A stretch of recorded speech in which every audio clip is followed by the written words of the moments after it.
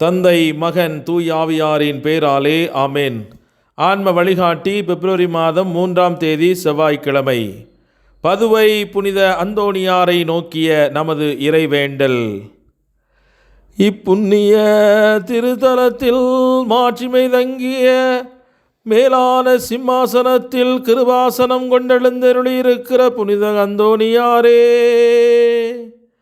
பரிசுத்தத்தனம் விளங்கும் நீலியே, விலை மதிக்கப்படாத மாணிக்கமே, பரலோக பூலோக காவலே, கஸ்தி துன்பப்படுகிறவர்களுக்கு பரம சஞ்சீவியானவரே, பாவிகளின் தஞ்சமே, உமது இன்பமான சன்னிதானம் தேடி வந்தோம்.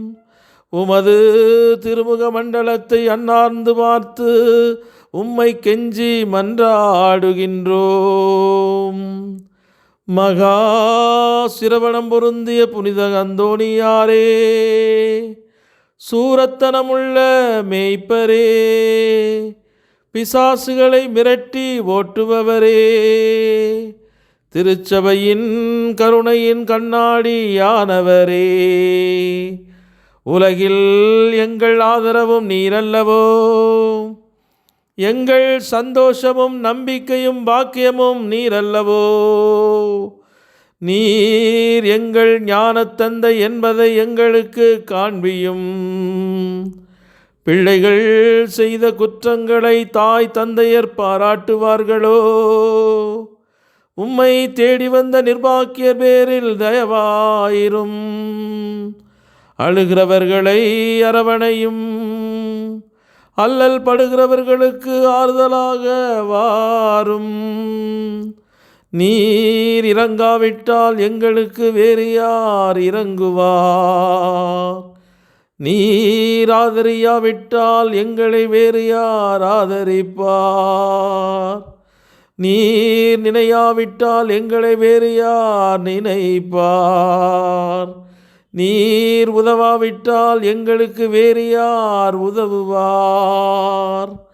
தஞ்சமென்று ஓடி வந்த அடியோர்கள் பேரில் தயவாயிரும். பரிசுத்த வெண்மையின் தூயதான தயாபரமே, தயை கடலே, தவிப்பவர்களுக்கு தடாகமே, தனித்தவர்களுக்கு தஞ்சமே, உமது இன்பமான சன்னிதானம் தேடி வந்தோம்.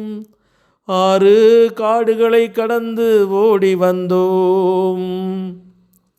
துன்பம், பிணி, வறுமை முதலிய கேடுகளினாலே வாடி நொந்தோம்.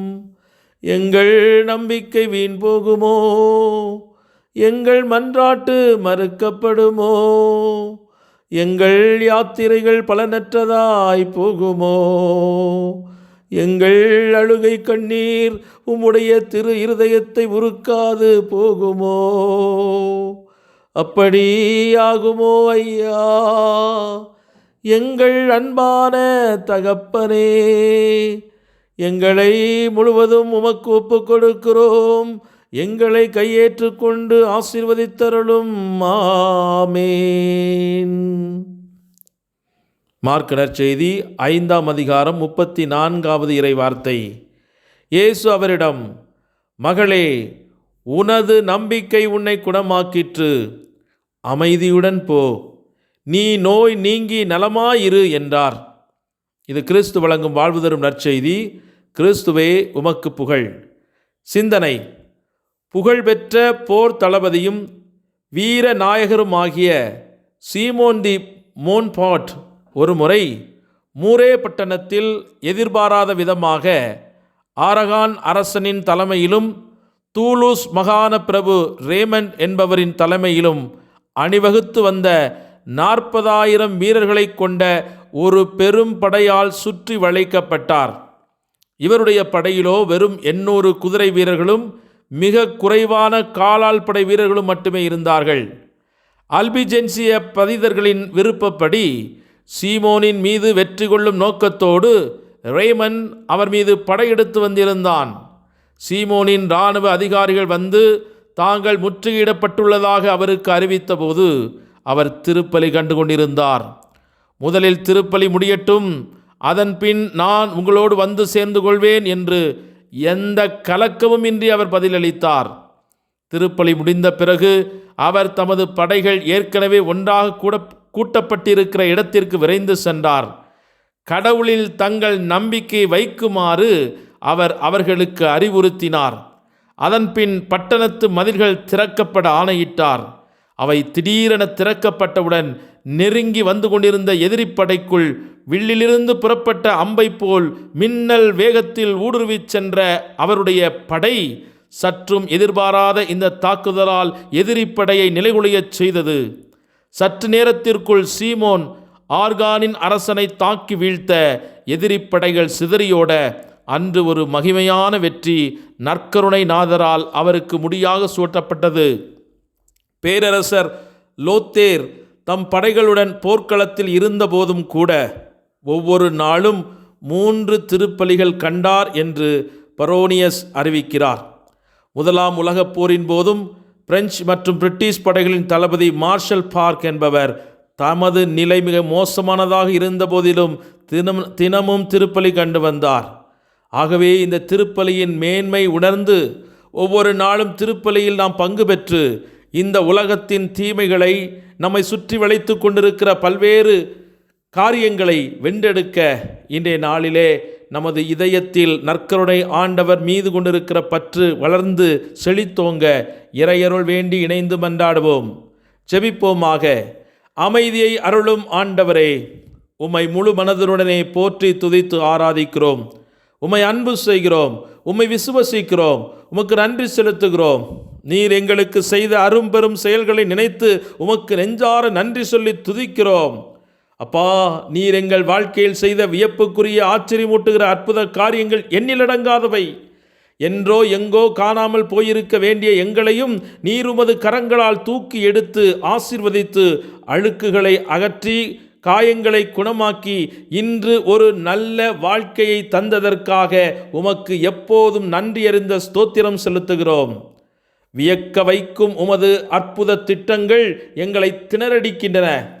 சாக்கடையில் கிடந்து உருண்ட எங்களையும் அரண்மனையில் உயர்த்தி வைத்து அழகு பார்த்திருக்கிற உமது பேரன்பை நினைத்து மனதுருகி கண்ணீர் வடித்து நன்றி சொல்லுகிறோம். அப்பா, என் வாழ்க்கையை திரும்பி பார்க்கையில் எல்லாம் உமது அன்பின் தடங்களே கண்களுக்கு தெரிகிறது.